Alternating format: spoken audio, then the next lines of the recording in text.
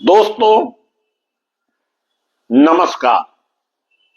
मैं मुकेश उदैनिया सीधी बात लेकर आपके सामने उपस्थित। दोस्तों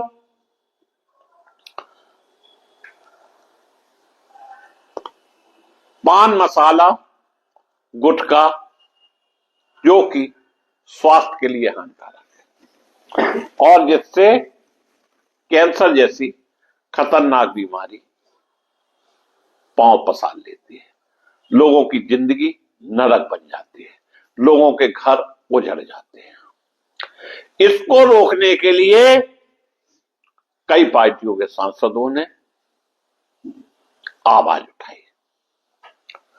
दोस्तों स्वास्थ्य सुरक्षा राष्ट्रीय सुरक्षा उपकर विधेयक 2025 जिसका उद्देश्य युवा कल्याण के नाम पर गुटखा और पान मसाला पर कर लगाना है,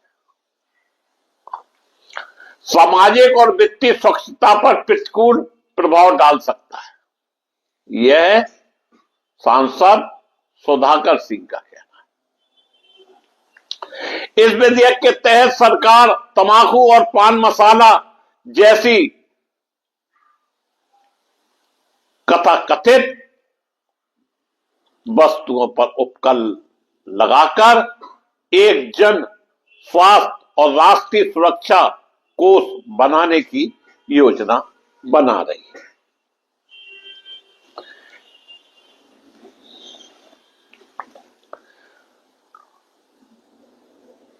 इन उत्पादों को खासकर नाबालिगों के लिए महंगा बनाकर इसकी खपत पर अंकुश लगाना है।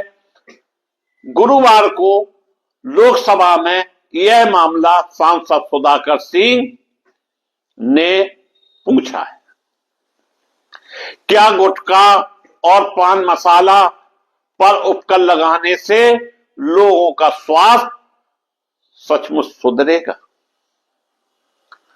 दोस्तों आज इस गुटखा पान मसाला से नई पीढ़ी बर्बाद हो रही है। यहां तक गुटखे का सेवन महिलाएं भी कर रही हैं। गुटखे का सेवन मजदूर भी कर रहा है और जब बीमार हो जाता है तो वो इलाज नहीं करा पाता। दोस्तों सुधाकर सिंह ने तर्क दिया कि अगर सरकार वाकई जनता के स्वास्थ्य को लेकर चिंतित है तो सिर्फ कर बढ़ाने से काम नहीं चलेगा, बल्कि इन हानिकारक उत्पादों के उत्पादन और बिक्री पर पूरी तरह से प्रतिबंध लगाने की जरूरत है। उनके अनुसार यह उपकर एक ईमानदार स्वास्थ्य पहल नहीं बल्कि नागरिकों के राजस्व ऐंठने का एक नया तरीका है। सुधाकर सिंह ने आगे आरोप लगाया कि विधेयक में राष्ट्रीय सुरक्षा शब्द जोड़ना राजस्व संबंधी जानकारी को जनता से छिपाने का एक प्रयास प्रतीत होता है। उन्होंने कहा कि इससे पता चलता है कि विधेयक के पीछे मुख्य उद्देश्य राजस्व सृजन है, ना कि स्वास्थ्य सुरक्षा। उन्होंने मांग की कि विधेयक को विस्तृत जांच के लिए एक समिति के पास भेजा जाए और इस बात पर जोर दिया जाए कि जनहित और पारदर्शिता सर्वोच्च प्राथमिकता से बनी रहना चाहिए। इतना ही नहीं, इस देश में अरबों खरबों का व्यापार है पान मसाला और गुटखा। वहीं सुप्रीम कोर्ट से मिश्रित गुटखे पर बैन लगा हुआ है, लेकिन बाजार में धड़ल्ले से बिक रहा है। प्रशासन शासन चुप्पी साध लेता है।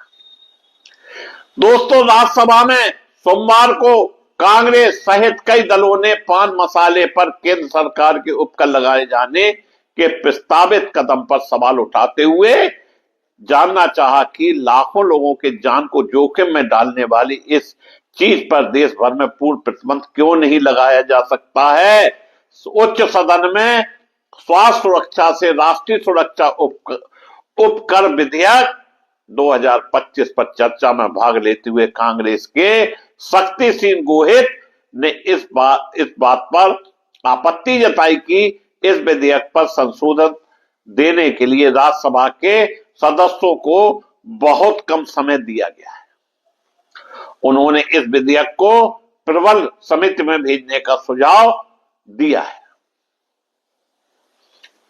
सांसद शक्ति सिंह ने कहा कि जब सरकार राष्ट्रीय सुरक्षा के लिए उपकर लगाने की खातिर संसदों में आई है तो उसे यह बताना चाहिए जब धन नहीं था तो नया संसद भवन और नया प्रधानमंत्री कार्यालय परिसर बनाने की क्या आवश्यकता थी। उन्होंने दावा किया कि इस सरकार का विरोध करने वालों को देशद्रोही करार दिया जाता है। गोहिल ने दावा किया कि नियंत्रक और महालेखा परीक्षक की रिपोर्ट ने इस बात की ओर ध्यान दिलाया है कि जिस वजह से उपकर लगाया जाता है उस कोष विशेष में पूरा धन खर्च नहीं किया जाता। उन्होंने कहा कि पान मसाला और गुटखा पर उपकर लगाने मात्र से इनके प्रयोग को हतोत्साहित नहीं किया जा सकता। उन्होंने कहा कि देश में पर्याप्त नशा मुक्ति केंद्र बनाए बिना इस लक्ष्य को हासिल नहीं किया जा सकता है। उन्होंने यह भी कहा कि क्या देश में पान मसाला एवं गुटखा प्रतिबंधित नहीं किया जा सकता है। गोहिल ने कहा कि यदि राजनीतिक दलों को मिलने वाले चुनावी बॉन्ड के बारे में व्यापक जांच की जाए कि पता चल जाएगा कि गुटखा पर प्रतिबंध क्यों नहीं लगाया जा रहा है। उन्होंने कहा कि आज गांव में प्राइमरी स्कूल के बच्चे भी इसे खा रहे हैं। तृणमूल कांग्रेस के साकेत गोखले ने चर्चा में भाग लेते हुए इसके नाम की भाषा पर आपत्ति जताई और कहा कि यह देश के संघवाद ढांचे पर हमला है। उन्होंने कहा कि स्वास्थ्य राज्य का विषय है और केंद्र सरकार ने इस क्षेत्र में उपकर लगाने के विधेयक लाकर राज्यों के अधिकार पर हमला किया है। उन्होंने कहा कि पश्चिम बंगाल की तृणमूल सरकार ने स्वास्थ्य बीमा के लिए जो योजना स्वास्थ्य साथी स्कीम शुरू की है उसमें मध्यम वर्ग शामिल है, जबकि केंद्र की आयुष्मान भारत योजना में मध्यम वर्ग को शामिल नहीं किया गया। गोखले ने कहा कि वित्त मंत्री निर्मला सीतारमण के अनुसार पश्चिम बंगाल ने राज्य के लोगों को आयुष्मान भारत योजना से वंचित कर रखा है, किंतु जिस राज्य में आयुष्मान योजना आने के 2 साल पहले ही स्वास्थ्य साथी योजना लागू हो वहां इस योजना को लागू करने की क्या औचित्य है। दोस्तों, आयुष्मान योजना किस तरह से चल रही है इसका कई जगह दुरुपयोग भी हो रहा है, यह बात भी संसद में उठी है। अगर किसी को गुटखा खाने से कैंसर हो जाता है, लाखों रुपए उसमें खर्च होते हैं, फिर भी वो नहीं बचता। इसलिए सरकार को ऐसी स्कीम लाना चाहिए ताकि कैंसर पीड़ित को मदद मिले और उसका इलाज हो सके। उसके लिए एक विशेष कोष की स्थापना भी होना चाहिए। दोस्तों, भाजपा के परमार जसवंत सिंह सालम सिंह ने कहा कि गुटखा खाने से न केवल कैंसर बल्कि मधुमेह जैसे कई अन्य रोगों की आशंका बढ़ जाती है।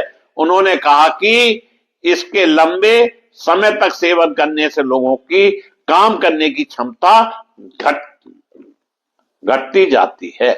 उन्होंने यह भी कहा कि देश के संविधान निर्माताओं ने नागरिकों के स्वास्थ्य की रक्षा को लेकर विशेष ध्यान दिया था और वर्तमान विधेयक उन्हीं लक्ष्यों को ध्यान में रखकर लाया गया है। दुर्मुख की कनिमोझी NBM सोमू ने विधेयक पर चर्चा में भाग लेते हुए कहा कि देश में गुटखा के प्रचलन को अनुमति ही क्यों दी जा रही है। उन्होंने कहा कि राज्य के विषय पर केंद्र द्वारा उपकर लगाए जाने का क्या औचित्य है। आम आदमी पार्टी के अशोक कुमार मित्तल ने विधेयक के कई प्रावधानों पर प्रश्न उठाते हुए कहा कि इसमें कहा गया है कि उपकर वास्तविक उत्पादन नहीं, उत्पादन इकाई में लगी मशीनों की संख्या के आधार पर लगाया जाए। उन्होंने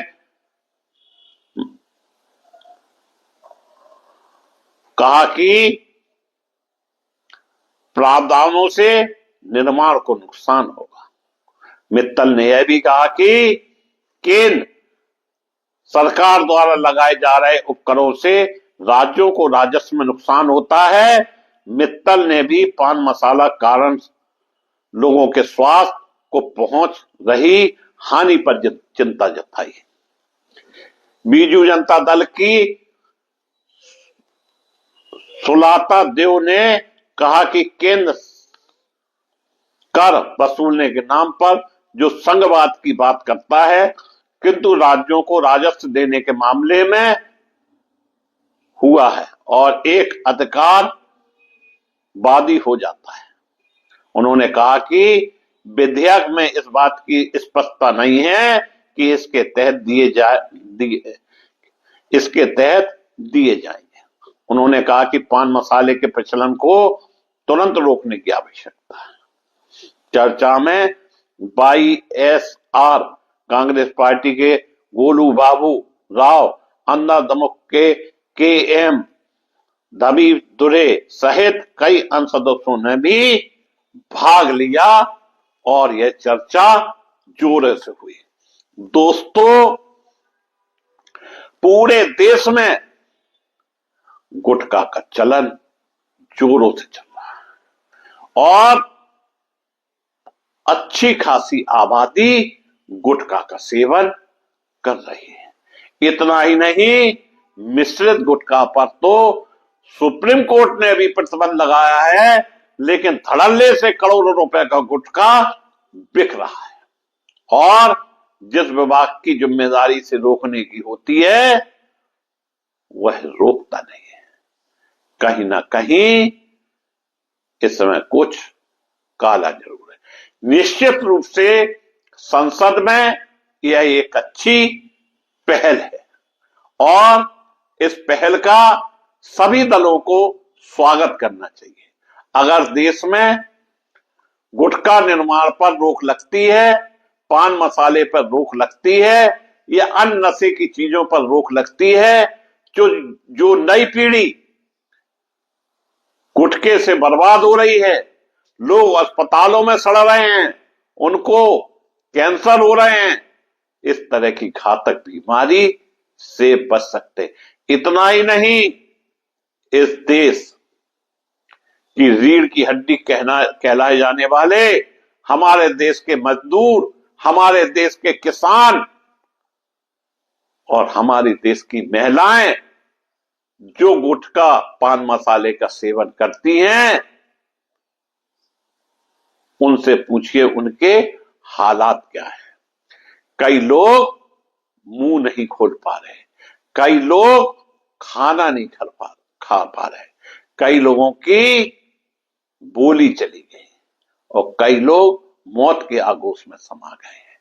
फिर भी गुटखे का चलन बंद नहीं हो रहा है और देश में ज्यादातर गुटखा चोरी छपे बिक रहा है, जिसमें टैक्स की चोरी भी होती है, एक्साइज की भी चोरी होती है।